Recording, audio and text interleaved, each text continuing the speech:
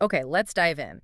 Have you ever stopped to think about what happens when our whole system of knowledge, how we share information, gets a massive, total overhaul? It's a huge question. We're potentially talking about something that could fundamentally change what being human even means. Exactly. And that's why today we're digging into the latest prophecy, you could call it, from Yuval Noah Harari, the historian, the philosopher behind massive books like Sapiens and Homo Deus. That's right. Harari, he's known for these really broad, sweeping takes on human history and where we might be headed. And he has a pretty stark new warning for us. And it's not the usual sci-fi thing, is it? Not killer robots chasing us down the street. No, not at all. He puts it very clearly. He says, and I'm quoting here, the danger doesn't come from the big robot rebellion. It comes from the AI bureaucracies. AI bureaucracies destroying humanity.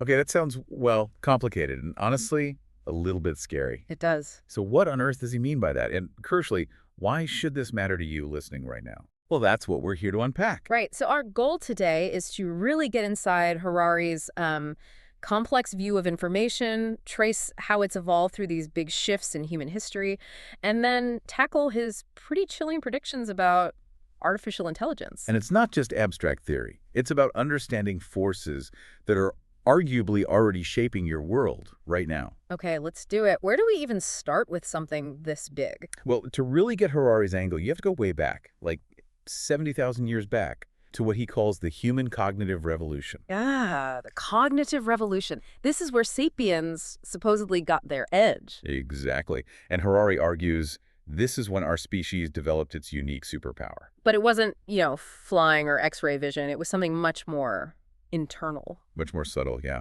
But incredibly powerful. He argues humans gain this unique ability to use things like gossip and nonsense to create shared fictions. Gossip and nonsense. How does that become a superpower? Sounds more like, well, just gossip. Well, it wasn't just idle chat. It was about our unique capacity to create and believe in powerful shared stories, things he calls intersubjective realities. Okay, like what? Give me an example. Think about a priest claiming they have messages from a god, or maybe a tribal chief promising everyone a successful hunt if they all cooperate in a specific way. These aren't things you can objectively prove, right? Right. You can't point to the divine message. Exactly. But by collectively believing in these stories, humans could suddenly cooperate in huge numbers, far beyond small family groups. It allowed for large-scale organization. So for Harari, information isn't just facts. It's not static. He sees it as this invisible process, a process that links people together. Precisely. It creates networks, and these networks generate order and ultimately immense power. That's the core idea. Okay, so how does truth fit into this if it's all about useful stories? That's the really interesting part. He makes this distinction. He suggests that myths and stories, like that priest's prophecy, aren't necessarily fake in the way we usually think of it. Their value isn't in their factual accuracy. So their value is? Their value is judged by their ability to connect people, to build strong cooperative information networks. It's functional. On the other hand, you have objective facts like, 1 + 1 is 2, or the sun rises in the east. These reflect objective truth, and grappling with them brings wisdom. So it's a balance Yeah. between stories that create order and facts that bring wisdom. Exactly, a delicate balance. Yeah. Harari argues that for tens of thousands of years, humanity sort of naturally managed this balance. If you pursued truth too aggressively, say, you proved the priest was just making things up, you could shatter the social cooperation that story enabled. Okay, you break the network. Right. But if you lean too heavily into order based on myths, like believing holy water makes you bulletproof well, that could lead to total disaster for obvious reasons. Which brings us to what he calls the naive information view. What's that about? That's our kind of default setting, maybe left over from our precognitive revolution ancestors. It's the tendency to just assume that information equals truth. Simple equation. And why is that naive view dangerous? Because it makes people vulnerable. If you can convince people of that simple equation and you control the information they receive, you effectively control their reality, their network. You gain immense power by controlling their access and belief. It's subtle, but really profound. Wow, okay. That definitely sets the stage for how information networks evolved and became contested territory, which leads us, I guess, to the first big upgrade, writing. Absolutely. Writing was a massive shift. Suddenly, information wasn't just stored in our limited carbon-based brains. It moved to non-carbon-based media. Clay tablets, scrolls, eventually paper, documents, forms. And the scale just exploded, right? Hugely. Harari mentions writing could store something like 10,000 times more information than a single human brain could reliably hold. He uses that example of the Sumerian clay tablet, doesn't he? From way back, like 2050 BCE, recording sheep delivered to the king. Yeah, that specific one. And the fascinating detail is that the scribe made a tiny mistake in the addition. The total was off by 2 sheep, 896, instead of 895. So what's the big takeaway from a two-sheep error thousands of years ago? It illustrates what Harari calls the sacrifice of truth for order. The king probably wasn't operating with that naive information view. He likely knew small errors happened. But for the system, the network of tracking sheep, taxes, resources to function smoothly across a whole kingdom, accepting minor inaccuracies was necessary. The stability of the network was more important than perfect, absolute truth in every single detail. Like that cook analogy he uses sometimes. The head of a grand household knows the cook might be skimming a little off the top, but tolerates it because firing the cook and finding a new one disrupts the whole system of getting everyone fed. The network keeps running. Exactly that kind of pragmatic trade-off. Truth is slightly sacrificed for the smooth operation of the essential network. And this need to manage all this written information, that leads directly to bureaucracy, doesn't it? It does. Because retrieving specific information from mountains of tablets or scrolls was hard. So you needed specialists, people whose job it was to manage the records. So specific families or groups becoming like the record keepers, the lawyers, the tax officials. Right. Legal families become lawyers and judges. Military families handle those records. Tax officials emerge. They develop systems. Think of the drawer system. Qin dynasty records in this drawer. Han dynasty in that one. And the word bureaucracy itself comes from bureau, the French word for a writing desk, or specifically a small drawer, right? It mirrors how they actually stored things. Precisely. And this had a huge impact on ordinary people's lives. Bureaucracies started to solidify reality. You weren't just you were your file, your number, like those sheep on the tablet. Your life managed through documents. He tells that story about his own grandfather, doesn't he? Lived his whole life in Romania, but couldn't easily prove his citizenship later because he'd lost a birth certificate issued 40 years earlier. Exactly. To the system, the living, breathing person standing there was less real than the missing piece of paper. The file was the reality for the bureaucracy. So alongside managing records, there was also this push for standard answers, wasn't there, through texts? Yes, textbooks, like the 4 books and 5 classics in China, or major religious scriptures. The idea was to create a reliable, shared foundation of knowledge or belief, moving beyond the variations and potential errors of purely oral traditions. Right. Religions like Judaism, Islam, Christianity all claim their core texts are divinely inspired. Absolutely correct, the standard answer. But Harari raises the question, can fallible humans prone to error actually produce or perfectly preserve absolutely unchanging texts? He points to the copying of the Hebrew Bible. The rules for scribes were incredibly strict. No pausing, utter concentration, especially when writing God's name. Yet even with all that, The surviving ancient copies are never exactly identical. There was no single unified version achieved through copying alone. and then there's the bigger problem. Even if the text was perfect, you still have to interpret it. Exactly. That's often the bigger hurdle. Divine words can be ambiguous, the classic example. The Bible says, no work on the Sabbath. Okay, but what counts as work? Which led to rabbis having to create incredibly detailed rules. Hundreds of rules. Reading? Fine. Tearing paper? That's work. Which famously led to innovations like pre-torn toilet paper for use on the Sabbath. It sounds like a rabbit hole. One interpretation leads to another. It became an endless cycle. These interpretations themselves became new divine texts, the Mishnah written down in the 3rd century CE to clarify the Torah, then the Talmud centuries later to interpret the Mishnah. It creates more texts, more rules, often more division.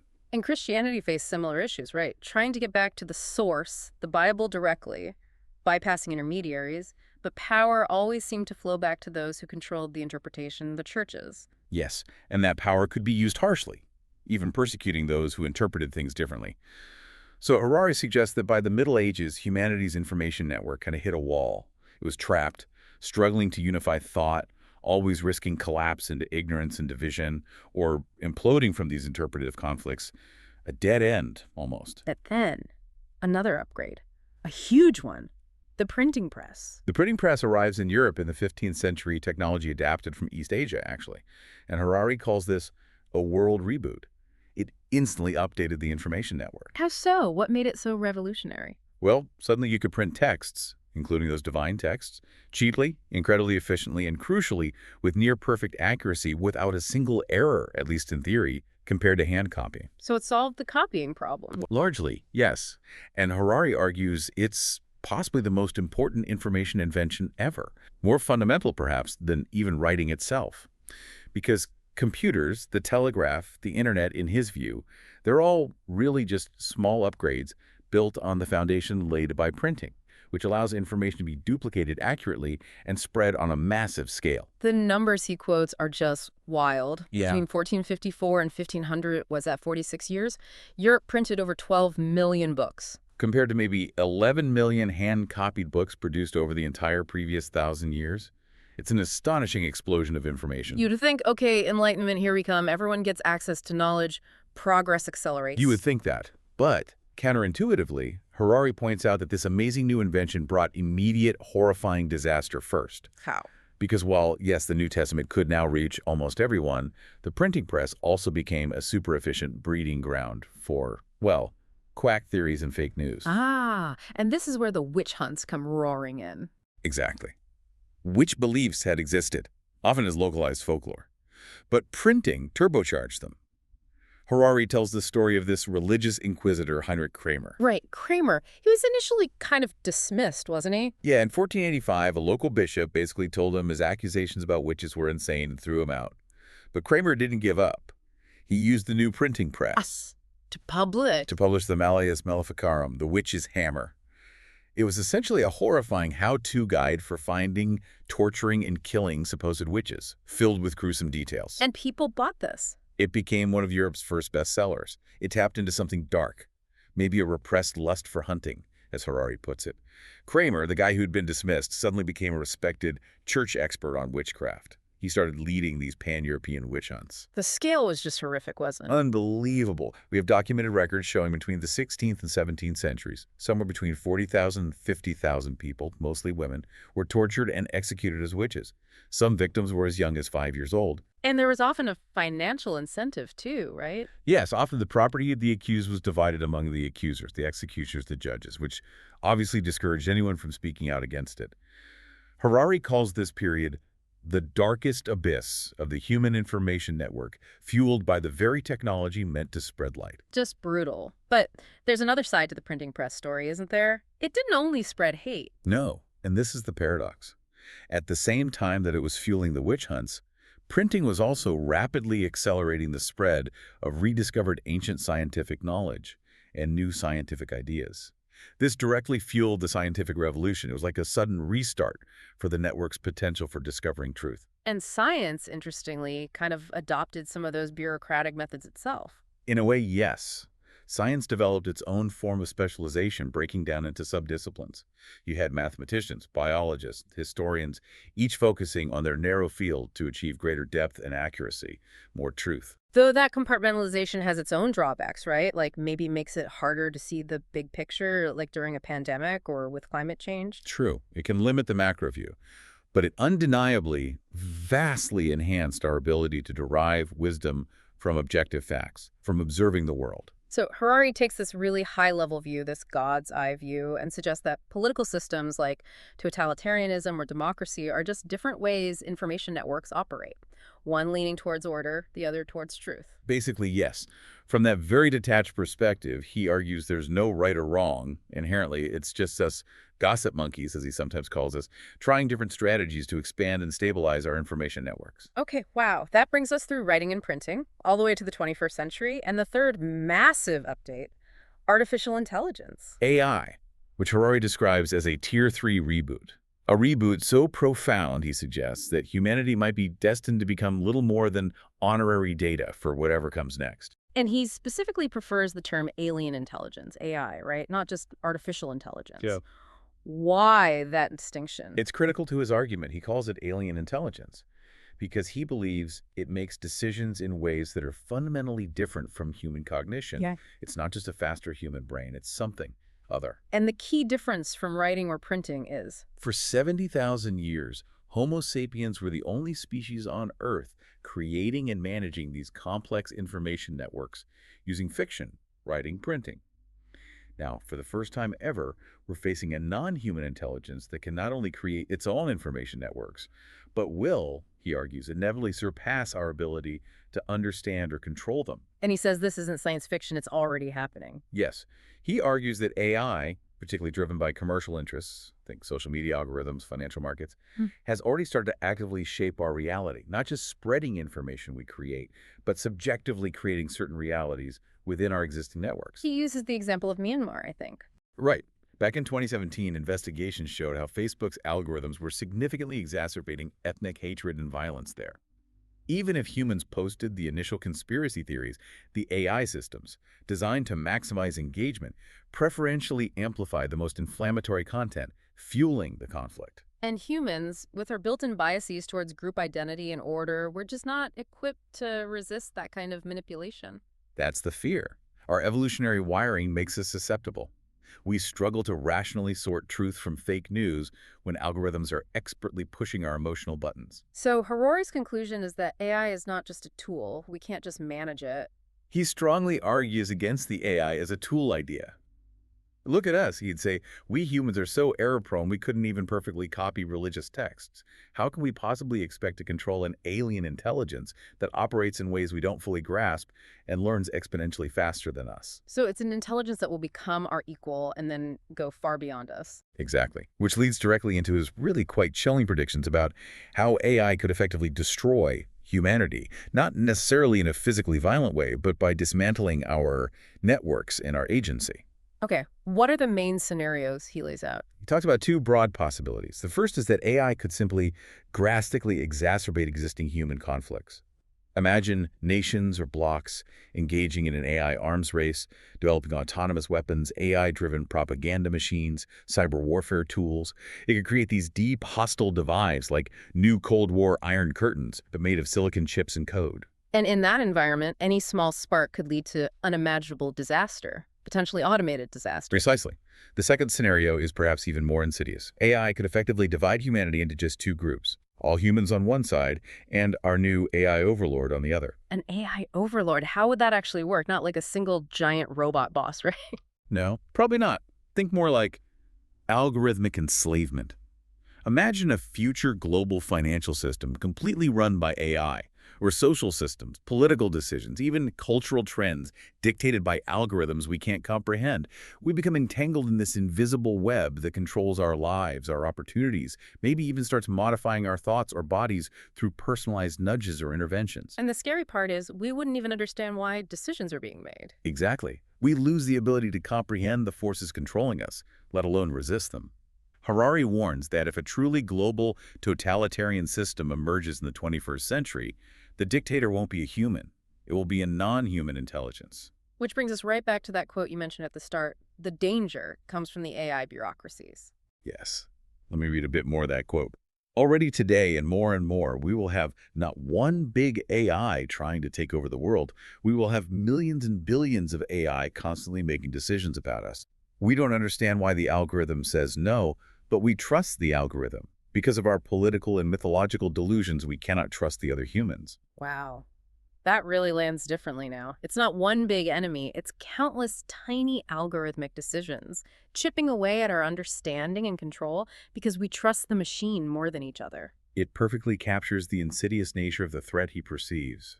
And think about why AI is so appealing in this bureaucratic role. Well, it seems like the perfect bureaucrat in a way. Doesn't it? It combines the human brain's knack for quick recall and pattern recognition with the massive storage capacity of written text, and then scales it infinitely. It can instantly access and analyze, say, tens of thousands of text documents to make a decision or find a connection. And it wouldn't make sloppy mistakes like the Sumerian scribe. It wouldn't be corrupt. It wouldn't get tired. Exactly. This super bureaucrat seems objectively better. Why would we reject it, especially if it promises efficiency and fairness? But the danger comes when we can no longer question it or verify its truth. Precisely. Harari points out that advanced AI can already lie convincingly. It can generate plausible-sounding facts or justifications on the spot. As AI becomes vastly more complex and knowledgeable than any human, how could we possibly verify its claims? Verification becomes impossible. So we just have to take its word for it. We become believers.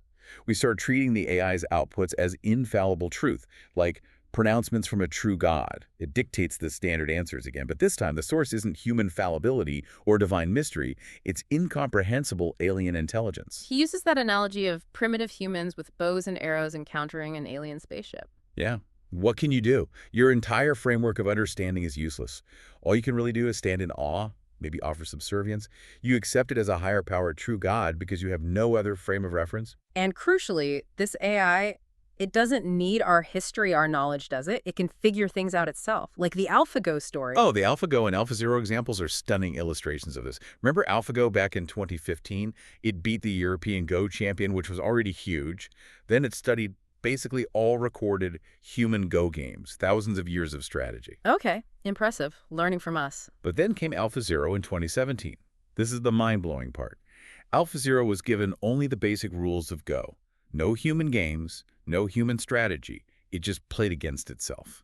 In just 21 days, 3 weeks, it taught itself Go from scratch and utterly demolished the versions of AlphaGo that had learned from humans. Its strategies were so alien, so advanced, that human Go masters couldn't even comprehend how it was winning. It wasn't playing our game anymore. It shattered centuries of human wisdom in 21 days. Exactly. It demonstrates AI's potential to completely bypass and render irrelevant humanity's accumulated knowledge, our crown jewels of wisdom. It simply doesn't care about our 70,000 years of experience. It can generate its own, potentially far superior knowledge incredibly fast. So the picture Harari paints in his latest work, his fourth big book, presumably, it sounds pretty bleak. It's deeply pessimistic.